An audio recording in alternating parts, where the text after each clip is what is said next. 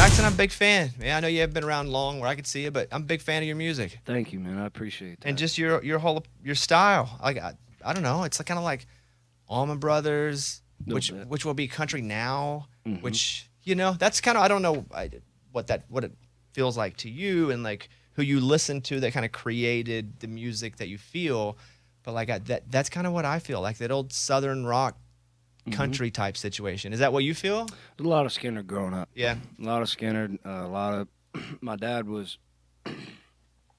My family had a big palate, so my dad was funk, blues, old country. So, and then my mama was Springsteen and Waylon Jennings. She loved Waylon. And then my brothers were just like metal, rap, classic rock, ska, bluegrass. We just listened to a lot of stuff growing up. So there's a lot of mashups happening. Metal, ska, and bluegrass. Listen to that. Yeah, it's a heck of a transition on the old playlist there. Yeah, man.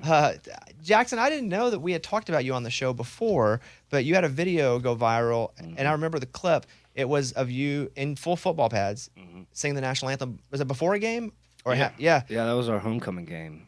We were playing Chesapeake, and we went out and whooped them pretty bad after that. That's what he remembers. It's not about the video. It's about them whooping Chesapeake. Yeah. So yeah, you're in full pads and you're playing. So do you say, "Hey, I'd like to sing the national anthem"? And coach, is it cool if I go out in pads? So I'll make this short. So our athletic director, his niece and I had done 2 musicals together in middle school, and he just came to me one day. I think we were all lifting weights in the weight room, and he come up to me and he goes, "You want to sing the national anthem?" I was like, sure, but it I'm wasn't gonna something do you were doing a lot of. No. Oh, got it. Not at all. But he was like, "You want to do it?" I was like, "Sure," but I'm going to do it my way because I couldn't at the time, national anthem. If you pick the wrong spot to start at, It gets really high. It gets. You got to start really low. Got to start real low. So I just went up there and I was just like, "I'm going to do this my way," and a buddy of mine recorded it and then it blew up. So. Yeah, if I remember correctly, you were in your pads and you had an acoustic guitar and it's you and a microphone and like the band was behind you on the field. Is that right? Yeah, so they usually do it, and then they still went out there and They just stood. They just stood there. Yeah, I mean, it was like, all right, this is kind of weird, but like it was. Nobody else had any idea what was about to happen, and then the running through at the end was fun. When a video like that goes viral out of nowhere, what did that feel like? It was just pretty wild. I just turned 18, and I was just like, oh, whoa. Like, I'm walking in to get food somewhere, and somebody is like, oh, my God, it's that kid. And I'm just like, hey, man, it's all good. You know? like relax. Did you go do Ellen or something? Because Ellen called. Okay. And I was actually getting tattooed, and she called. I FaceTime her, and there's a dude on my chest just pounding ink into me. But yeah, they called, and it never happened. And then I went out and did Steve Harvey. That was like it was either. I knew Ellen you or did Steve. one of the shows. Yeah. So you did Steve. How was that as an 18-year-old to go up and do a show like that? Oh my God! I mean, I had no idea what it was gonna be like, but Steve was. My God, we sat on the couch for like 10, 15 minutes, just the two of us, and just... Yeah, he's really cool, huh? He was really cool, and we just talked, and it was cool, man. Jackson Dean is here. I know you're going to do which one do you want to do first? We got a couple options here. Do you want to do yours, or do you want to do the Ronnie Dunn song? Because I got questions about both, but it's up to you. I'll do Ronnie. Okay, so you're going to do Ronnie Dunn, Cost of Living. Love that song. Why this song? Is there what about this song is important to you? The first time I ever played a show by myself with a guitar, which I borrowed my uncle's Washburn because I didn't have one that could plug in. And it was this little bar that my great-grandfather had built. It was an old train station they turned into a bar. And I grew up seeing blues jams there. I grew up seeing music there, and they have an open mic. They had an open mic there every Thursday night, and for a long time, my dad tried to get me to go, and I just told him no, and finally I went and did it, and I think I sang 2 Drake White songs in this song, and Dad, you gotta understand, my dad's a bricklayer. He's a stonemason. We had about 300 guys working for us at one time. So blue-collar working is I grew up like that. And if you've never labored for a stonemason, yeah, it's not easy. But he's been doing it since he was 12, 13. and we all worked for him. So a career like this to him, Yeah, is like something in the clouds and like not something that you can bank on. And no, he was very supportive of it. He didn't want me to learn how to lay brick and block. oh, got it. Yeah, he didn't want me to learn how to The do opposite. it. I mean, he looks like a silverback gorilla now. Two rotator cuff surgeries, a couple slip discs, and you know, his body's broken, so he didn't want me to do it. But so he was very supportive. And so you're playing this song, and he's there watching you play it. Mm-hmm. And he's standing there. There's like 160 some people in this little upstairs attic bar, and I can see him at the back of the room in the middle, and he's standing next to the stairs underneath the spotlight, and he just has tears rolling down his face because it was just like pretty much everything minus the military in this song is him to a T. I mean, it was just one of those moments, and it was emotional for him. Have you met Ronnie Dunn? Yeah, one time. Well, we played 3 dates with him. Oh, you did? So did you have. Tulsa. That's awesome. You ever played that for him? No. I just texted it to him. I literally just I didn't know you guys played shows with him. I texted him. I was like, this dude's legit. He's doing your song. Yeah, man. That's cool. Man, that's really good. I met him for about 5 minutes, and that was probably... He said he didn't like you. Anyway. Jackson Dean is here. Hey, so what is your story about getting a record deal? I mean, do you move to town and try for a while, or do you come and like do the audition for one person who thinks you're good? What happened? So I started coming down when I was about 15. The first time I came down with my parents. What's that mean, come down, when you're 15? So I'm from Maryland. Okay. So you would come do what, though, at 15?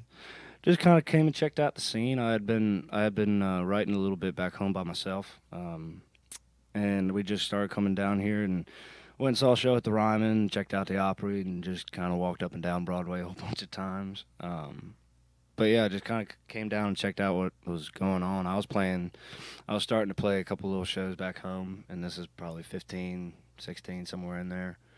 But how I got a record deal, I had sold out a couple places back home. I think we sold out Rams Head in Annapolis like 3 times, and then they were Paradigm at the time, and they called booking agency, and they were like, "Hey, who are you? How are you selling shows? Yeah. Who are you?" And they were like, "We'd love to get you down here for a showcase, have a meeting or two." And then WME got a hold of us and ended up going with them. And we're sitting in a meeting with Jay Williams, and he goes, "You need a publisher." And I was like, "I don't know what that means, but okay." So he calls Arturo Buena Ora over at Little Louder, and Arthur has worked with Eric, Miranda, Dirks, and had one meeting, and about a month later, I got a little pub deal in the mail. So Luke Dick is also over at Little Louder, same publishing. So we get together, start writing these songs, did the first 5 sides of the record, and he asked me to open up the Dick Hemby show at the Basement East. And I just played with his dudes, and before I knew it, there was probably 9 labels there that night in town. And I remember getting off stage that night, and Allison Jones would not let me out of her sight over at Big Machine. So for the next 2 weeks, the phones are ringing off the hook and asking people, you know, if I want to go to dinner, you know. And you did, because everyone wants to eat for free. Yeah. Absolutely. And I did. Absolutely, yes. At one point, I had 4 on the table in front of me. Wow, out of nowhere. Yeah, out of nowhere, man. It was, And not that you aren't good, but like you were just selling shows out at home. Mm-hmm. That got somebody who then told somebody who then, and then boom, next thing you know, you got 4 deals on the table. Yeah. How did you decide who to go with?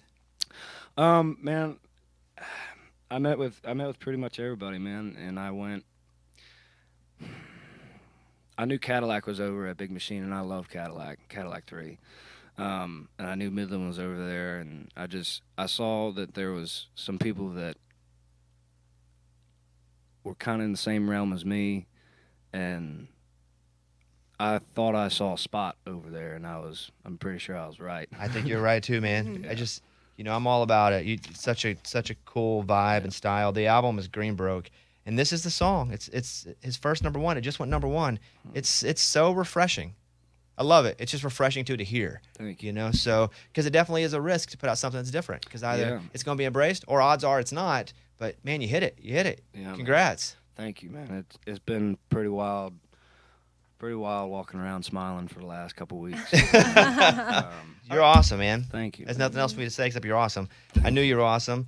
and now they know you're awesome. Yeah. It was awesome. Were you doing stank face at all? Like For sure, I was doing stank face. Don't come. Man, I was stanking it up over here in my face. Okay, look, his name's Jackson Dean. Go follow him at the Jackson Dean. The album is Green Broke. I mean, you like that song, you're gonna like Green Broke. You know, of course, your tempo in different directions, but the soul is there all through the record. I'm a big fan, and I can't wait to see what you come with next, my friend. And congratulations on all the success. Thank you so much. That is awesome, man. I want to be like him. I come in tomorrow in a hat like that. Yeah. You want one? I couldn't pull it off. I wouldn't want you to waste. Good. I wouldn't want you to waste one on me because I couldn't pull it off. Wasted. It looked good. I would look like such an idiot. Bobby, please wear you just one. gotta get one that fits. No, Bobby, don't wear one. That's right. So, because it's like a. How would you describe the hat? It's not a cowboy hat, but it's like there's some cowboy to it. No, this is a Daisy May hat. He's up off of Gallatin, right up the road here. It's like rock and roll. It's like Black Crowes rock and roll. Oh, it's cool. It's yeah, definitely but it still is like rock. Anyway, it works. Thank you. Yeah, You know, has anybody told you have the vibe, Casey from Yellowstone? I have. Yeah. I had this going on before, even way before. yeah, I I'm He not saw stole it from saying- you. Yeah, I heard he yeah. stole it from you. Yeah. People say it all the time. I'm like, thank you. You did that song. You did that song on Yellowstone. Yeah, this one got in there. Yeah. Is it coming up, or is it already back in? No, it was in season 4. Okay, so last 'Cause we're season. in 5 right now, Yeah. right? Was Yeah. that how much? Because I mean, I've seen every episode. Mhm. How long were you in the show? I wasn't in it, just the song was. That makes sense. Okay. Okay. 'Cause I They was played like, about a minute and some change of it, which Really? was pretty cool. They were ripping cattle, and then it just goes to Costner, and it's just like, oh my God, it's That's Kevin awesome. Costner. That's pretty cool. Yeah, you're awesome, dude. Thank you. Keep man. at it, man. Jackson Dean, let's clap for him. Yeah. And I'm gonna do stink face while I clap. Okay. Hey, Jackson Dean, everybody. It's about